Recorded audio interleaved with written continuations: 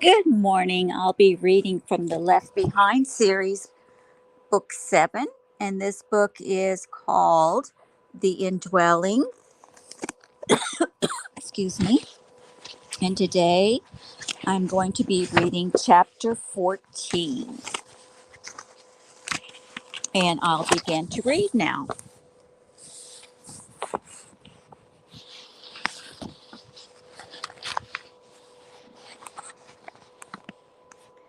Leah was tired and bored, despite being fascinated by the change in Rayford and the relationship between him and his daughter.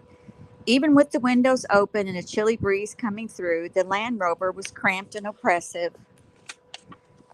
When her phone rang, and it was Ming, she was alarmed but glad for the diversion. "I am going to get to see my parents and my brother again," Ming said. "That's great. How? Where?"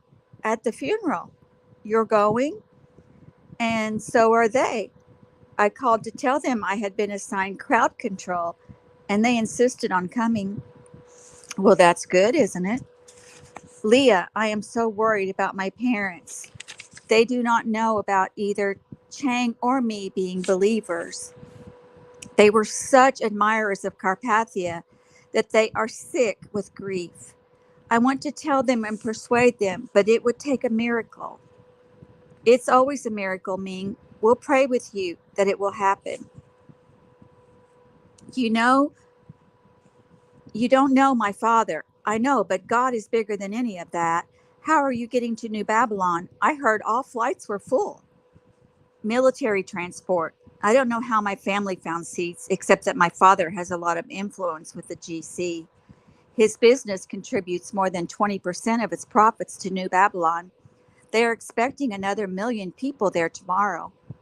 I'm telling you, Leah, even prisoners here are mourning Carpathia. When you're there, look up David Hassid and Annie Christopher. Believers? Of course. Keep up the front. Pretend you argue with them. They'll notice your mark and play along to protect you. Introduce your brother. I'll tip them off that your parents don't know. Hey, any more news on Hattie or Cameron Williams's family?" A pause. "You can tell me, Ming." "Well, it's sort of good news and bad news." "Shoot." "The Williamses' home burned and 2 bodies were discovered, identified as Cameron's father and brother. And this is unconfirmed, Leah, but there is some evidence that they may have become believers. That will be so helpful if Buck could know that for sure. I'll see what I can find out without being too obvious, but someone said the murderers and the torching had to wait because they were at a church-type meeting."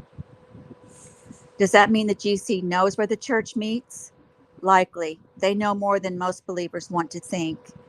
We've got to warn that church." Buck listened to T talk on the radio to the tower at Kazani. "Very low on fuel. I may make one test pass, but I'd better go for it. On the downside, Super Juliet, we have no foam and no prospects to get any soon. You might want to jettison remaining fuel before the final attempt." "Roger that. You have friends in high places, Juliet." "Repeat, you have new equipment coming." "I'm not following you, Tower. Man named Albie. Know him?"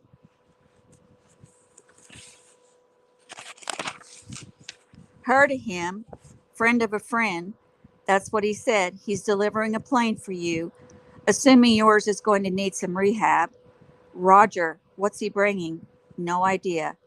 "How's he going to get back?" "I believe he's planning to do the fix on yours and take it in trade."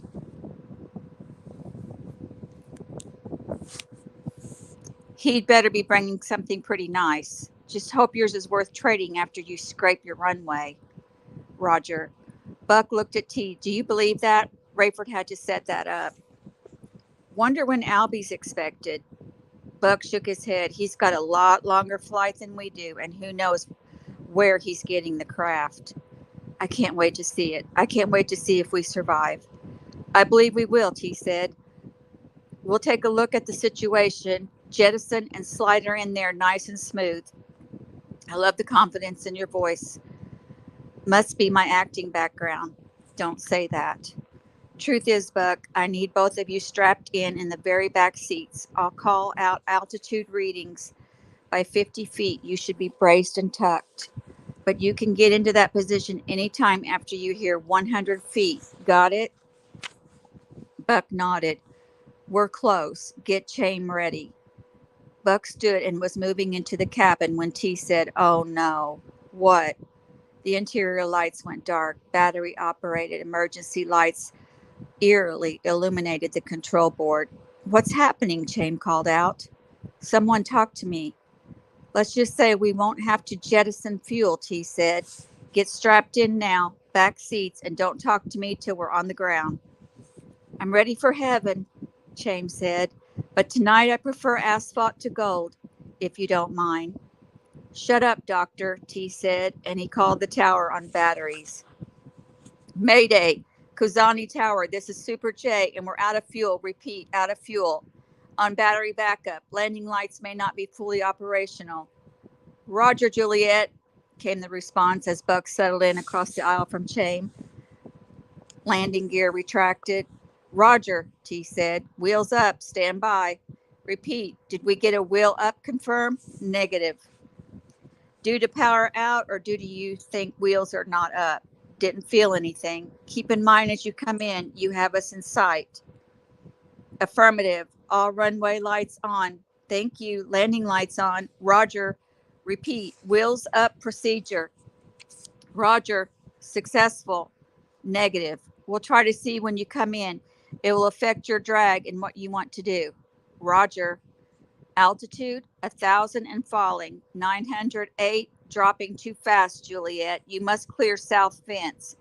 Affirmative. Working on it. 7, 6, 5, 50. Must slow descent, Juliet. Worried about airworthiness. Roger. But fence must be top priority. Roger. 4, 3, 2. Tyson stood and stretched and checked on Kenny. He felt as if he'd been out for hours, yet he was as weary as when he nodded off. While he was determined not to miss anything in New Babylon, he knew he needed sleep. He sat back down and settled in, hoping, praying he would again be transported to the very portals of heaven. He didn't know what to call what had happened to him or how to assess it, but it had been the privilege of a lifetime. He was left with so many questions and so much more to come. But before he slept, he again felt compelled to pray for his brothers and sisters on the front lines. David headed for his quarters, phoning Guy on the way. I'd like to see the positioning of the statue when you're ready. Now? I say when you're ready. The regular schedule will be fine. You're asking permission? I'm just saying I'd like to watch. There's a problem with that? I don't need my hand held. Believe me, Guy, I don't want to hold your hand.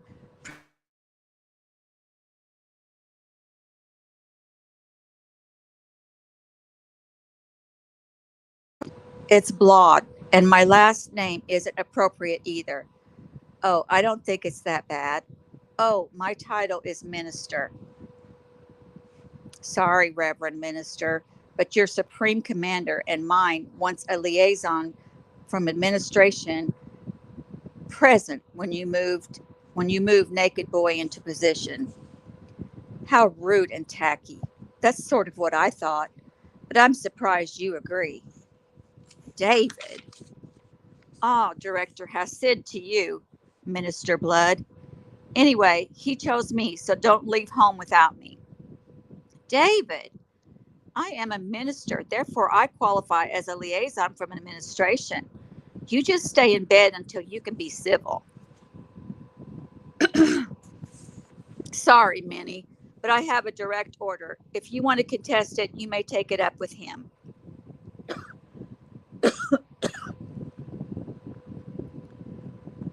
Just wait till he hears what you call the potent. Oh, if you tell him that, please clarify that I was referring to your statue.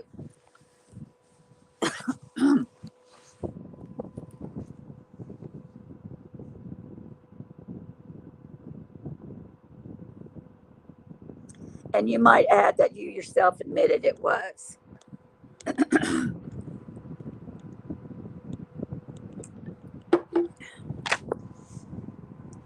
What did you say? Rude and tacky. 5 a.m. Hey, Sid, and we're not waiting for you. Oh, good. I'd hate to miss that. Have a nice day. Buck knew he should have his head buried, as Chaim did, but he was too curious. He leaned out into the aisle where he could see through the cockpit. The plane was too steeply nose down, and clearly T was going to try one last maneuver to somehow clear the south fence, which preceded about 100 yards of grass and then the runway. It struck Buck that most of the tire marks on the runway were at least a quarter mile from the edge of the pavement, and only a couple of others showed nearer, none of them really close to the grass. He would not bet T could get the Super J off the fence, let alone into the grass. Forget the runway proper.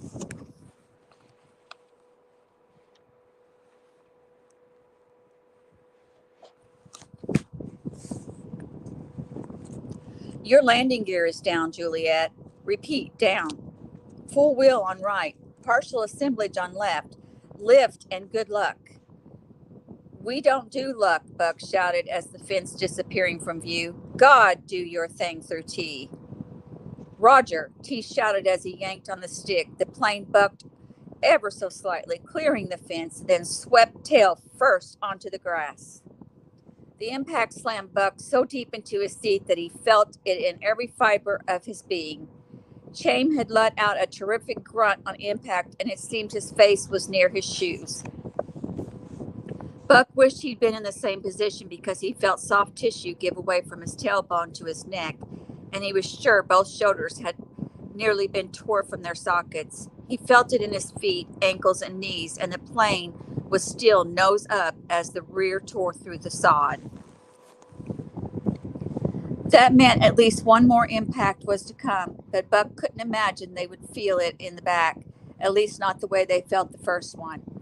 The angle and speed T had brought the plane in on somehow carried the craft all the way to the runway on its tail. When the tail hit the edge of the runway, the nose slammed down in the shower of sparks so fast that the front half of the fuselage tore away from the back, and the two huge pieces of airplane went sliding and scraping, spinning in opposite directions. Buck was aware of sky and pavement and lights and hangars and sparks and noise and dizziness until the G-forces were too much and he felt himself losing consciousness. Lord, he said as blissful darkness invaded his brain, I can recover from this. Leave me here a while. Chloe, I love you. Kenny. Exhausted as he was, David could not sleep. He lay in his quarters, wondering why he got such joy out of tormenting Guy Blood. He couldn't shake from his memory Rayford's story of having tormented Hattie Durham's friend Bo, and how Bo had eventually committed suicide. Sure, Guy was a case, and David enjoyed beating him in a battle of wits and sarcasm, but was he laying groundwork for ever having a positive influence on the man? Guy's becoming a believer seemed remote, but who would have guessed David himself would have ever come to faith? A young Israeli techie with street smarts. He had been a skeptical agnostic his whole life. Could he start over with Guy, or would the man laugh in his face? Regardless, he had to do the right thing. David tapped out a love message for Annie, telling her that while he agreed they should not even think about children until after the glorious appearing, he still wanted to marry her. Her response would determine his next move in the relationship. He took one last look at messages and email and thought he had an idea where every Tribulation Force member was, all absent and accounted for. He decided. By now, Buck and Chaim ought to be in Greece. He wondered what Chaim was doing for identification. With a brief prayer for Tyson, who he hoped would get back to his daily internet studies and commentaries soon, David fell into bed. He asked forgiveness for how he had treated Guy Blod and asked God to give him special compassion for that man. Of course, it would not be safe for him to declare himself a believer to a GC insider yet, but he didn't want to shut the door to opportunities once he and Annie had escaped. Buck's eyes flew open and he feared he might be going into shock. The night air hit him like a polar blast, though he knew it was not that cold. He could not even see his breath. He sat in the jagged back half of the Super J, staring straight down the runway to the front half, which faced him about half a mile away. He had to get out, get to T, make sure he was okay. T had saved their lives. What a masterful job of flying the lifeless bird. Shame. Buck looked to his left to find the old man still curled upon himself, bent all the way forward, the back of his head pressed against the seat in front of him. How could he have not broken his neck? Did Buck dare move him? Chaim, are you all right? Rosenzweig did not move. Buck gently touched Chaim's back and noticed that his own hand quivered like the last leaf on a maple tree. He clasped his hands together to control himself, but his whole body shuddered. Was anything broken, punctured, severed?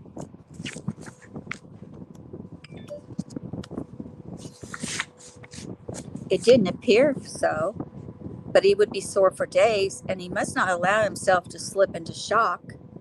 Worried about Chaim, Buck unstrapped himself and reached for his right wrist, which was by Chaim's foot. His hands tightly wrapped around the ankles.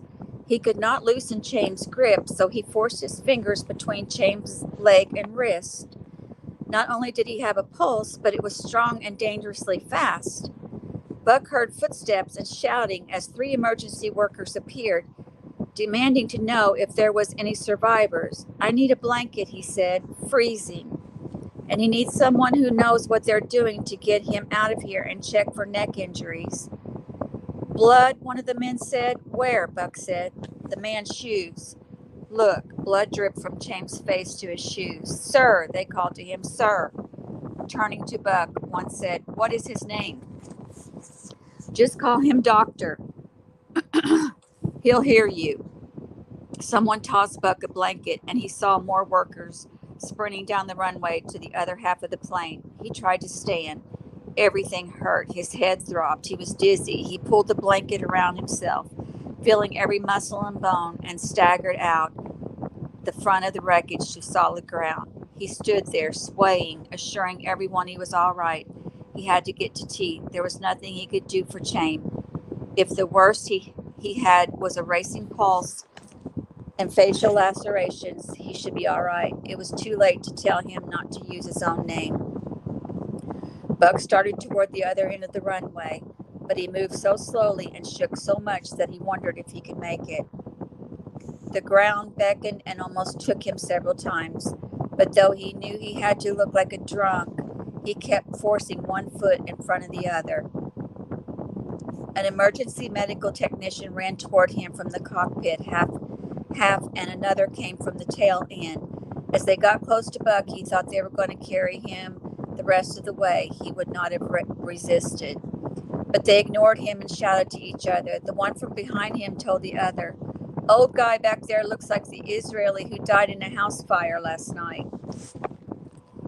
He gets that a lot, Buck said, realizing that neither heard him. How's the pilot? The first MT said, but Buck didn't hear the response. What did he say? He called after the man who was now running from the cockpit. He didn't. Buck hadn't seen the man shake his head in response either, but maybe he hadn't been watching carefully enough.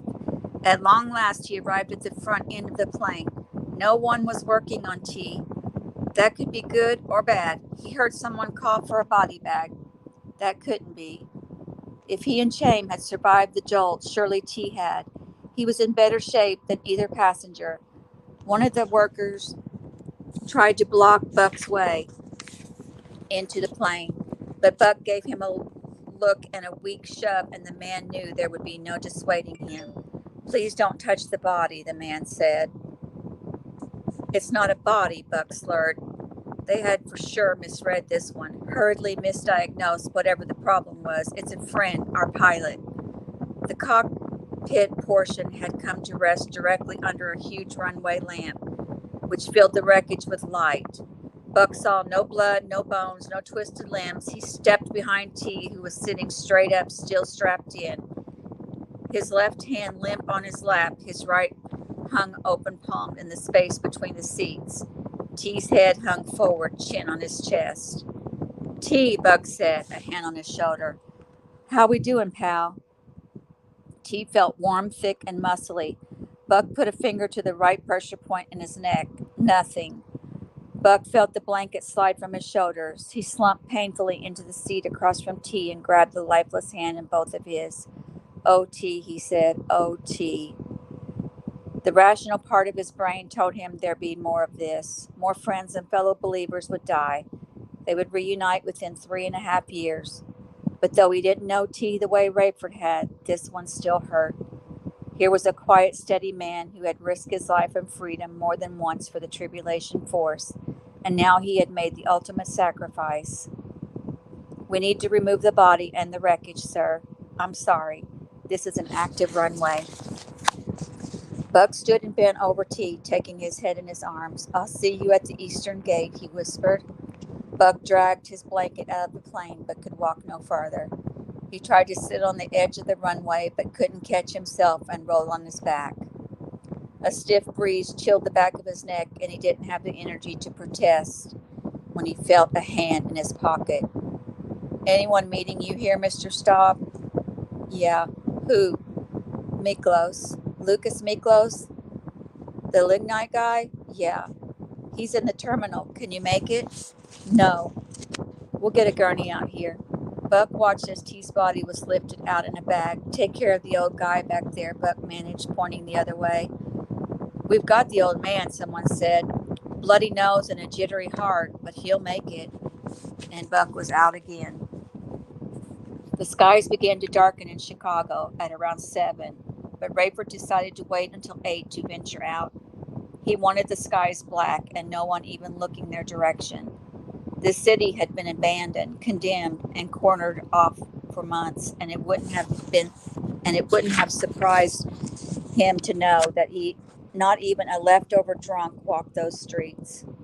Radiation or not, decaying bodies littered many streets. It might be a safer place to hide out, but it was not going to be a fun place to live. He pulled slowly from under the L platform with his lights off, hoping to kick up as little dust as possible.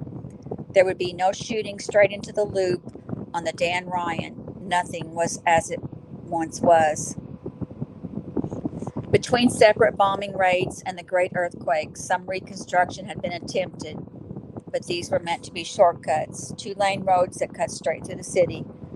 But only a few were even half finished, so the most direct route anywhere was a straight line as you could point over, under, around, and through the natural and man-made obstacles in the best 4-wheel drive vehicle you could find. Rayford guessed he had between 15 and 20 minutes to drive, his lights off most of the way, traveling at around 10 miles an hour. "I hope this is all David says it is," he said. "Me too," Chloe said, "for my sake. Of course, I watched his little cyber tour of the place. If it's half what it looks like, it's going to be as close to ideal as we can find." Leah was asleep. David showed up at the statue construction site a few minutes after 5 in the morning, Carpathia time. Guy started in with something sarcastic about how now they could finish their work. David held up both hands. "Sorry if I held you up, Minister Blood. A word, please?" Guy seemed so shocked that David had addressed him with proper protocol in front of his staff that he dropped what he was doing and joined him several feet away. David thrust out his hand, and Guy, dearly suspicious, shook it tentatively. "I want to apologize for speaking inappropriately to you, sir. I trust you find me helpful and not a hindrance to your work from here on." "What?" "I said I want to apologize." "I heard you, Hayseed. I'm waiting for the punchline. That's all I had to say, sir." I'm waiting for the other shoe to drop, Guy said in a sing-song tone. That's all, sir. Will you forgive me? I'm sorry? I said, that's all, sir. I heard you. I'm trying to digest this. The Supreme Commander put you up to this, didn't he? Well, I didn't squeal on you. Come on, who made you do this? David would have loved to have said God and blown Guy's mind. No outside influence, Minister Blood. No ulterior motives. Just want to start over on the right foot. Well, count me in, mister. Is that an acceptance of my apology? It's whatever you want it to be, soldier. Thanks. No sense holding up the work any longer. I should say not. We're ready to roll in 5. And that's the end of chapter 14. And next I'll be reading chapter 15. Thank you for joining me and have a wonderful day.